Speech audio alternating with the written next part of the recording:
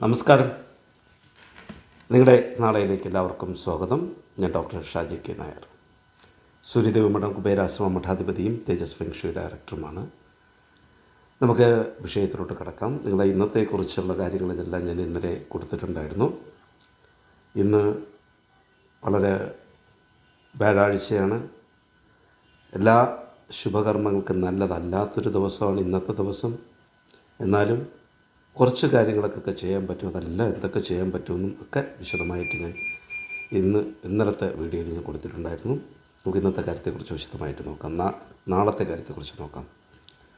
2023 December മാസം 15-ാം തീയതി 1199 വൃശ്ചിക മാസം 29-ാം തീയതി വെള്ളിയാഴ്ചയാണ് നാളെ.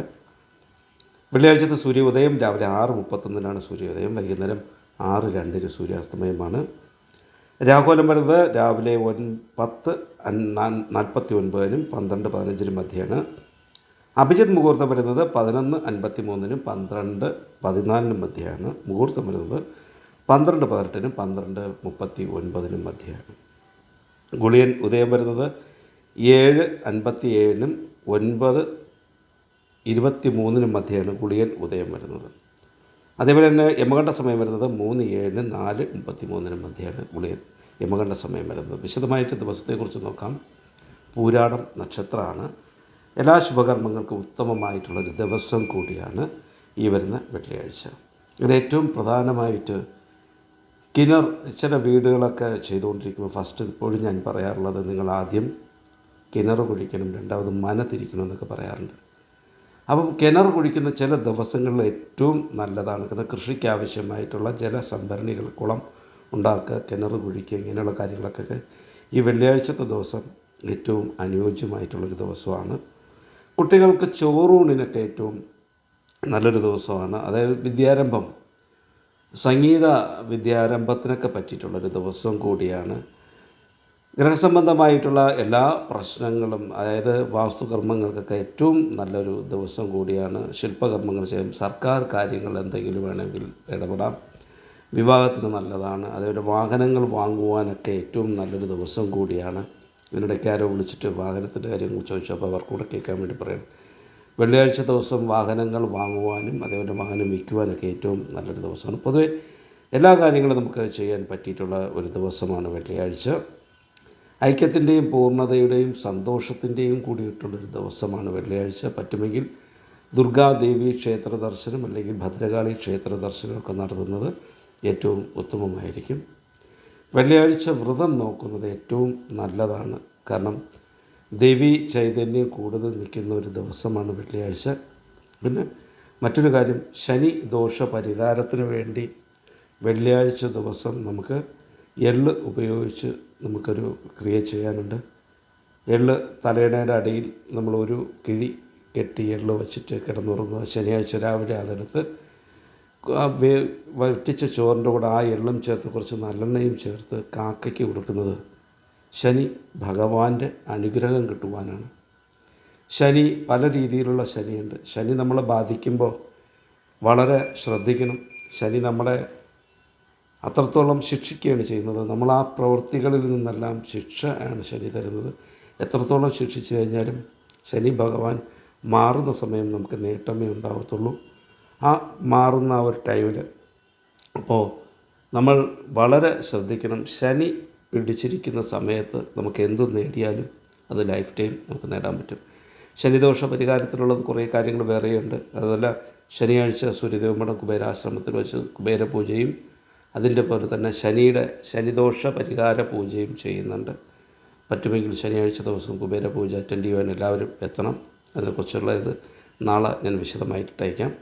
അപ്പോൾ നമുക്ക് വെള്ളിയാഴ്ചത്തേക്ക് എന്തെങ്കിലും മൃത്യുദോഷങ്ങൾ എന്തെങ്കിലും ഉണ്ടോ എന്ന് നോക്കാം. മൃത്യുദോഷങ്ങളിൽ ഇതിൽ പിണ്ടതൂർ ദോഷം, വസുപഞ്ചക ദോഷം, കരിനാൾ ദോഷം, ബലിദോഷ ദോഷം, അകന്നാൾ ദോഷം എന്നിവയിൽ പിണ്ടതൂർ ദോഷം, അകന്നാൾ ദോഷമുണ്ട്. ഇപ്പോൾ ഈ 2-3 ദിവസം കൊണ്ട് ആരെങ്കിലും പറഞ്ഞ പിണ്ടതൂർ ദോഷം, അകന്നാൾ ദോഷം അവർക്ക് ബാധിക്കാൻ ചാൻസ് ഉണ്ട്. കാരണം പൂരാടം 4ാമത്തെ ഇതും കേട്ട പൂരാട നക്ഷത്രക്കാർക്കാണ് അകന്നാൾ ദോഷവും ഒക്കെ വരുന്നത്.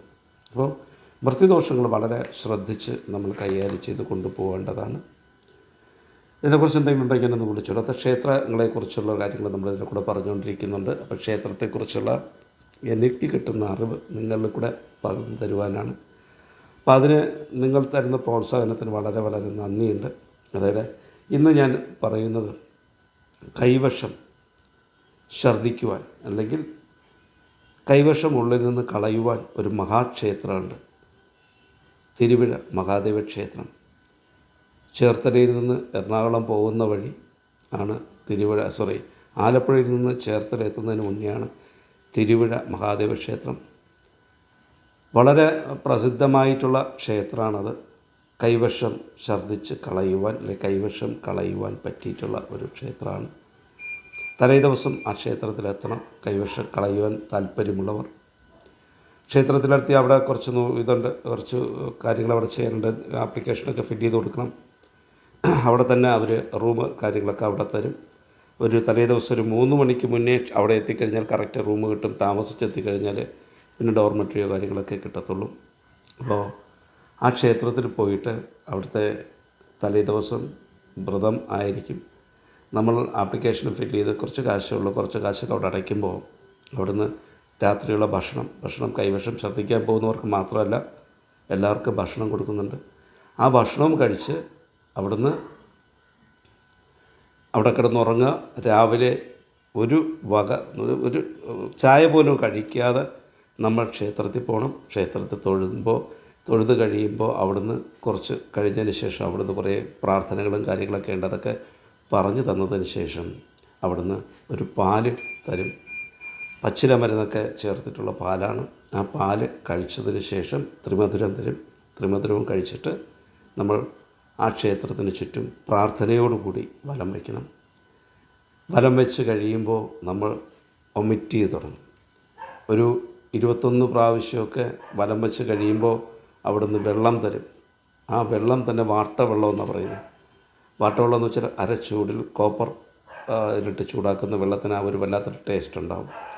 ആ വെള്ളം തരും. ആ വെള്ളം നമ്മൾ കുടിച്ചുകൊണ്ട് നടക്കുമ്പോൾ ഒമിറ്റ് ചെയ്ത് തുടങ്ങും. ഈ ഒമിറ്റ് ചെയ്യുമ്പോൾ സാധാരണ നമ്മൾ 1-2 പ്രാവശ്യം ഒമിറ്റ് ചെയ്താൽ പോരാ, ഒത്തിരി പ്രാവശ്യം ഒമിറ്റ് ചെയ്യണം. ഒമിറ്റ് ചെയ്യുമ്പോൾ അവസാനമാണ് ഈ ഉള്ളിലുള്ള കൈവശം പുറത്ത് പോകുന്നത്.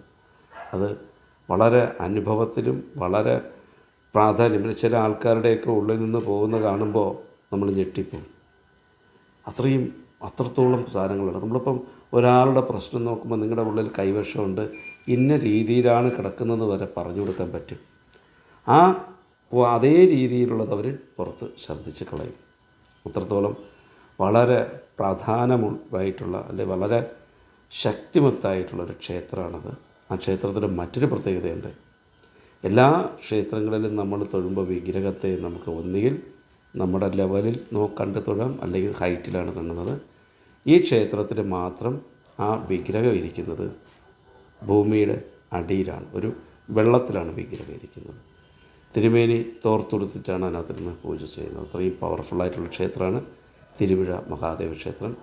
കൈവശമുള്ളിലുള്ളവർക്കൊക്കെ തിരുവിഴ മഹാദേവ ക്ഷേത്രത്തിൽ ചെല്ലുക, ഒമിറ്റ് ചെയ്യുക. അടുത്തൊരു എപ്പിസോഡുമായിട്ട് കാണുന്നത് വരേക്കും നന്ദി, നമസ്കാരം.